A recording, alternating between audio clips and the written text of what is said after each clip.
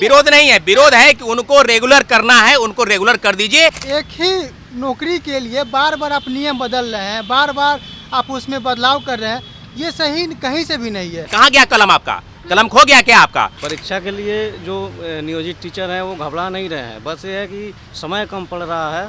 अगर आप कार्रवाई की धमकी देते हैं तो हमारा बेसिक जो लोकतांत्रिक अधिकार है उसका आप दमन कर रहे हैं। छात्रों युवाओं की आवाज पर, उनकी मांग पर सरकार को झुकना पड़ेगा, बीच का रास्ता निकालना पड़ेगा। नमस्कार, हमारा नाम है समरीन और आपने देखना शुरू कर दिया है लाइव सिटीज।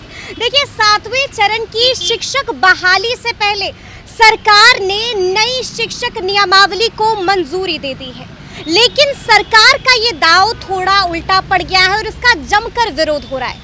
लेकिन अब सवाल ये है कि आखिर हंगामा बरपा क्यों है? सवाल ये भी है कि आखिर अभ्यर्थी किस बात का विरोध कर रहे हैं, और सवाल जनाब ये भी है कि आखिर पेच फंस रहा है तो फंस कहाँ रहा है। तो हमारे साथ यहाँ पर कुछ अभ्यर्थी हैं, आइए फिर उनसे बात करते हैं और इसको समझने की कोशिश करते हैं थोड़ा। क्या नाम हुआ आपका? सौरभ कुमार सिंह। अच्छा सौरभ, ये बताइए, थोड़ा संक्षेप में बताइएगा हमारे व्यूअर्स को कि आखिर ये पूरी शिक्षक नियमावली जिसको मंजूरी दी है कैबिनेट में, वो है क्या? देखिए, बिहार राज्य शिक्षक भर्ती नियमावली 2023 जो पारित हुआ और उसके बाद सिलेबस भी जारी हो गया 2-3 दिन पहले, तो क्लियर है ना कि आप लगातार 2019 से, यानी जो सीटेट और बीटेट क्वालिफाई लोग थे वो कह रहे थे कि 7वें चरण की नियुक्ति करनी है और सरकार कह भी रही थी, तो लगातार 4 साल तक उसको इंतजार क्यों करवाए आप? अगर आपको किसी आयोग द्वारा यानी बीपीएससी से ही उसकी वैकेंसी यानी शिक्षक नियुक्ति करनी थी तो आप उसी समय बता देते। तो 4 साल का इंतजार क्यों? इसका खामियाजा अगर छात्र क्यों भुगते, शिक्षक क्यों भुगते? ठीक है, ये तो हम समझ गए कि 4 साल का इंतजार, ये है क्या? संक्षेप में बताइए। निश्चित रूप से जो शिक्षक नियमावली जो बनी है उसमें है कि जो नियोजन यानी जो नियोजित शिक्षक हैं जो बिहार के विभिन्न विद्यालयों में अध्ययन करा रहे हैं उनको 3 बार बैठने का मौका मिलेगा। अच्छा। पहली बात, और दूसरी कि जो शिक्षक हैं जो सीटेट और बीटेट क्वालिफाई हैं वो लोग लगातार इंतजार कर रहे थे, तो 4 साल 4 लाख नियुक्ति की आप बात की है, उसमें से भी सीट कटौती हो गया 1,70,000 पर आ गए, तो 2 लाख सीट कटौती पर जवाब सरकार क्यों नहीं दे रही है? शिक्षक भर्ती का विरोध नहीं हो रहा है, नियमावली जो पहले से, अगर किसी नियमावली के तहत ही तो शिक्षक की भर्ती आप किए, जो विभिन्न 4 तरह के शिक्षक बिहार में हैं। एक नियोजन पहले वाले रेगुलर वाले, दूसरे जो ठेके पर चले थे डिग्री लाओ नौकरी पाओ वाले 2005 से, और उसके बाद आप लाए नियोजन जो जिसका नियोजन किए।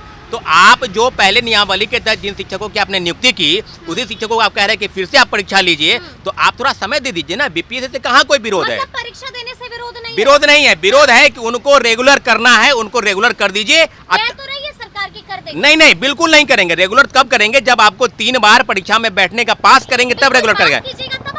अरे भाई, तो आप थोड़ा समय दीजिए ना उनको। मतलब आप ये कह रहे हैं कि समय देना? हाँ, बिल्कुल समय देना चाहिए। अच्छा आप बताइए, विरोध जो हो रहा है पेंच फंस कहाँ रहा है? विरोध क्या हो रहा है? सरकार कह रही है एग्जाम पास कीजिए, नौकरी पाइए, दिक्कत कहाँ है? मेन चीज़ ये है कि इन लोगों को टाइम मिलना चाहिए, जो लोग नियोजित टीचर हैं उनको टाइम मिलना चाहिए, और सरकार को मतलब देखिए, जाहिर सी बात है, सरकार ये कह रही है कि जब आप नियोजित शिक्षक हैं, आप पढ़ा रहे हैं, तो फिर आप परीक्षा के लिए इतना समय तो काफी होता है। नहीं, परीक्षा के लिए जो नियोजित टीचर हैं वो घबरा नहीं रहे हैं, बस ये है कि समय कम पड़ रहा है और इनको समय मिलना चाहिए जिससे वो तैयारी कर सकें।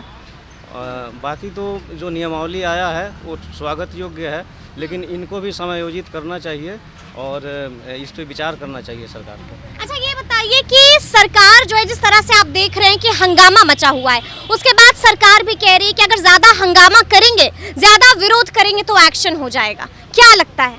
ये तो कहीं से भी उचित नहीं है। तो क्या लगता है, आप लोग डर जाइएगा, अभ्यर्थी डर जाएंगे? नहीं, बिल्कुल नहीं। हमारे लोकतंत्र में सबको विरोध का अधिकार है। अगर आप कार्रवाई की धमकी देते हैं तो हमारा बेसिक जो लोकतांत्रिक अधिकार है उसका आप दमन कर रहे हैं। ऐसा तो नहीं है कि सरकार की नीति की आलोचना नहीं होनी चाहिए। आलोचना तो लोकतंत्र का एक स्तंभ है, लोकतंत्र का आधार है। आलोचना नहीं तो लोकतंत्र कैसा? तो शिक्षक का तो अधिकार है कि उनको करना चाहिए। मुझे ये लगता है कि यहाँ पर शिक्षकों के मन में वादा खिलाफी का डर है कि सरकार अस्पष्ट है अपनी नीति में। मतलब अगर आपको बीपीएससी से ही करना था तो आप नियोजन इकाई क्यों बनाए शुरू से ही? आप ऐसा लगेगा कि 4-5 पैटर्न में सरकार कभी कुछ करती है कभी कुछ करती है, तो शिक्षकों में एक अनिश्चितता का माहौल है। ये बताइए हमको, अगर आप उंगलियों पर गिना सकें, आपकी मांगे क्या है? क्या सुधार चाहिए? सुधार यही है कि आप पहले मांगे बताइए अपनी। मांग यही है कि जो 2019 से पास है उनको किसी तरह समायोजित किया जाए या फिर कुछ समय दे दिया जाए क्योंकि देखिए हमारी शिक्षा व्यवस्था किस पैटर्न पर है, गांव के लोग जो पढ़ाई करते मतलब हैं, आपको परीक्षा देने से परहेज नहीं है, आपको सिर्फ समय चाहिए तैयारी के लिए। परीक्षा देने से विद्यार्थी का तो काम ही है, और अध्यापक वही होता है जो खुद विद्यार्थी होता है। एक अध्यापक के अंदर सदैव विद्यार्थी जीवित रहना चाहिए, तो किसी को प्रॉब्लम नहीं है एग्जाम देने से। एक समय दीजिए, उचित दीजिए, किसी का एज और लिमिट कोई मांग इसके अलावा और कोई मांग आप लोगों की? बहुत लोगों का एज लिमिट क्रॉस हो चुका है, एज रिलैक्सेशन में स्पष्टता नहीं है। बीपीएससी अध्यक्ष का भी बयान आया है कि इस पर मानदंड जो है सरकार जो कहेगी वो हम करेंगे, मतलब बहुत अस्पष्ट है। अब जब तक वैकेंसी नहीं आएगी, लोग को पता नहीं है किसको छूट मिलेगी, किसको छूट नहीं मिलेगी, तो आप तो कुछ क्लियर कर ही नहीं रहे हैं। पूरी असमंजस का माहौल है, असमंजस का माहौल। देखिए जो स्पष्ट सरकार का जो मंशा है वो नौकरी देने का नहीं है। हम तो स्पष्ट आरोप लगा रहे हैं सरकार पर। माननीय मुख्यमंत्री जी और तेजस्वी यादव जी लगातार कह रहे थे, 2020 का विधानसभा चुनाव याद कीजिए, कि सब लोग शिक्षक अभ्यर्थी जब भी मिलते थे तो एक बात बोलते थे कि हम लोग तो आपके साथ हैं, जैसे ही हम सरकार में आएंगे तो सरकार में आप हैं ना जी। अच्छा ये बताइए कि तेजस्वी यादव, जैसा कि आपने अभी जिक्र भी किया, तो तेजस्वी यादव जब विपक्ष में थे, हमें याद है वो दिन जब तेजस्वी यादव विपक्ष में थे, तो किस तरह से युवाओं की बात करते थे। साफ उन्होंने कह भी दिया था कि हमारी सरकार आई तो कैबिनेट वाला वादा तो उनको सबका याद ही होगा। तो जिस तरह से चीजें हैं, तो क्या आप सत्ता में आके तेजस्वी यादव के बर्ताव में वही वाली चीजें हैं, उसी तरह से आप लोगों का साथ दे रहे हैं, या फिर कुछ बदला है? बिल्कुल नहीं, तेजस्वी यादव तो मिलते तक नहीं है। क्या बात करें, पहले मिलते थे आप लोग? पहले मिलते थे, पहले तो लोग जाते थे तो मिलते थे। अभी तो हमारे साथी कितने बार गए हैं। बीपीएससी में एज मुद्दा एक मुद्दा है, उम्र सीमा बढ़ाने को लेकर, तो हमारे सब साथी गए, वो गाड़ी से उतरे तक नहीं, एक सेकंड के लिए उनको फुर्सत नहीं है। और फुटबॉल खेलने के लिए, क्रिकेट खेलने के लिए, ट्वीट करने के लिए, और उनके विधानसभा चुनाव के जो घोषणा पत्र है उनमें साफ स्पष्ट कहा था कि बीपीएससी में अपर एज जो ऊपरी उम्र सीमा है जो 37 वर्ष से बढ़ाकर 40 वर्ष करने का, उन्होंने कहा था कि जैसे ही हम सरकार में, सरकार में आप उप मुख्यमंत्री आप क्या चाहते हैं आप।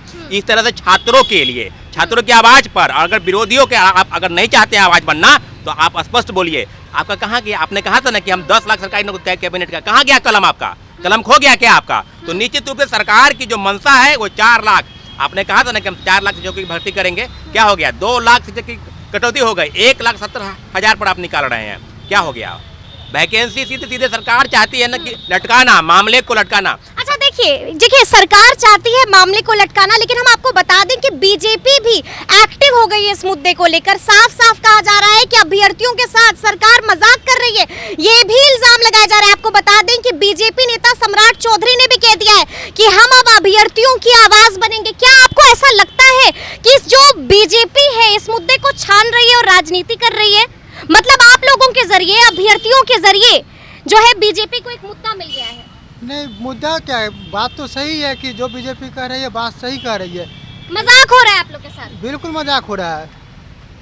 हाँ बिल्कुल मजाक हो रहा है, क्योंकि एक ही नौकरी के लिए बार बार आप नियम बदल रहे हैं, बार बार आप उसमें बदलाव कर रहे हैं, ये सही कहीं से भी नहीं है। अच्छा ये बताइए कि अगर सरकार ने बात मानी, नहीं मानी, आप लोग की बात मान ली तो चलिए आप लोग खुश बम बम हो जाइएगा, लेकिन अगर बात नहीं मानी तो क्या कीजिएगा? छात्रों युवाओं की आवाज पर, उनकी मांग पर सरकार को झुकना पड़ेगा, बीच का रास्ता निकालना पड़ेगा। अगर नहीं मानते हैं तो आपने कहा ना 20 तारीख यानी कल से तमाम शिक्षक संगठन सड़क पर उतरेंगे। और अभी तो क्लियर हो गया ना, आज ही पता चला है कि न्यूज के माध्यम से कि 19 तारीख यानी कल परसों तक में आने वाला था नोटिफिकेशन, उसको बढ़ाया गया है। निश्चित रूप से इस बात पर पक्की मुहर है कि छात्रों और अभ्यर्थियों की आवाज सुनी जाएगी, सरकार को एक बीच का रास्ता निकालना पड़ेगा। आपको बता दें कि बीपीएससी के जो अध्यक्ष हैं अतुल प्रसाद, उन्होंने बताया है कि वो शिक्षा विभाग से बात करेंगे। कल प्रेस कॉन्फ्रेंस हुई थी, अभ्यर्थियों ने खुलकर अपनी बात कही थी, अपनी नाराजगी जाहिर की थी, जिसके बाद सूत्रों से हमारे पास भी ये खबर आई है कि एक बार फिर से इस पर विचार विमर्श हो रहा है। बिल्कुल बिल्कुल। तो लग रहा है कि अब सरकार जो है कुछ बदलाव करेगी, आप लोगों की मांगों को जो है मानेगी। हम लोग की मांग आज से नहीं है, बरसों से है कि बिहार की जो शिक्षा व्यवस्था है जो गर्त में जा चुकी है, एक नए तरीके से नए पैटर्न में परीक्षा लीजिए। तो बीपीएससी से परीक्षा उसका हम स्वागत करते हैं, पर तो जो नियोजन वाले हैं उनका क्या दोष है? वो कोई अगर साइंस के शिक्षक पढ़ा रहे हैं स्कूल में, कोई मैथ के, उनको कहिएगा physics, chemistry, science, history, geography, arts सब पेपर का एग्जाम से कब दीजिए? 2 महीने के बाद दिए। तो ये उनके साथ बिल्कुल अन्याय हो रहा है। आप उनको समय दीजिए ना, राज्यकर्मी का दर्जा नियोजित शिक्षक को आप दे दीजिए और थोड़ा समय दीजिए और बीपीएससी से परीक्षा लीजिए, फ्रेश बहाली कीजिए। बिल्कुल जो बिहार की शिक्षा व्यवस्था जो बिल्कुल ध्वस्त हो चुकी है, उसको पटरी पर लाने के लिए बीपीएससी से जो भी परीक्षा होगा बिल्कुल सही तरीके से होगा। लेकिन बीपीएससी पर एक और आरोप है, समरीन जी याद कीजिए 67वीं बीपीएससी का मामला, जो हम लोग लगातार सड़क पर आंदोलन कर रहे थे, इसलिए कि बीपीएससी के सारे परीक्षाओं में कुकिट का खेल जो है चल रहा है। मेरिट घोटाला 2 लाख सीट कटौती का मामला आया सामने एक बार, और अभी चलेगा पेपर लीक का मामला। पेपर लीक में क्या हुआ, कौन था मुख्य सरगना, उस पर कार्रवाई क्यों नहीं हुई? चलिए वो तो अलग मुद्दा हो गया, लेकिन अभी इस मुद्दे पर लेकर आप लोगों ने साफ कहा कि सरकार को सोचना होगा। हाँ बिल्कुल सोचना होगा, क्योंकि आप लोग मानने वाले नहीं हैं। बिल्कुल नहीं मानेंगे। विमान जितने भी छात्र संगठन है, हम लोग छात्र नेता के होने के नाते मेरा एक दायित्व बनता है कि बिहार की शिक्षा व्यवस्था और छात्रों की आवाज को बिल्कुल एक मुखरता के साथ रखेंगे। ठीक है, अगर सरकार आप लोगों की बात नहीं मानती है, अगर सरकार आप लोगों के सामने नहीं झुकती है, तो क्या कीजिएगा? बिल्कुल आंदोलन होगा। आंदोलन से डर नहीं लग रहा है? सरकार ने कह दिया है कि अगर आंदोलन कीजिएगा तो हम एक्शन ले लेंगे। करियर बर्बाद हो सकता है, सोच लीजिए। बिल्कुल सोच लिया है। जब कैरियर के साथ सम्मान ही नहीं है तो फिर कैरियर रख के करेगा क्या कोई? अच्छा, आंदोलन मतलब डर नहीं लग रहा है करियर बर्बाद हो जाएगा? कैरियर का बात नहीं है, सरकार को इस पे सोचना पड़ेगा। सोचना पड़ेगा। लग रहा है कितना कर दीजिएगा सरकार को मजबूत कि आपकी आवाज सरकार जो उठा नहीं पाएगी और आपकी मांग भी? नहीं, सरकार को सोचना पड़ेगा इस पे। सोचना पड़ेगा। तो देखा आपने, इन अभ्यर्थियों ने साफ कह दिया है कि हम लोग झुकने वाले नहीं हैं, सरकार को सुनना पड़ेगा और हमारी मांगों को मानना पड़ेगा। तो अब देखना होगा कि आगे क्या कुछ होता है इस मुद्दे पर। तो इस तरह के तमाम अपडेट्स के लिए बिल्कुल ऐसे ही हमारे साथ बने रहिएगा और देखते रहिएगा लाइव सिटीज। बहुत शुक्रिया।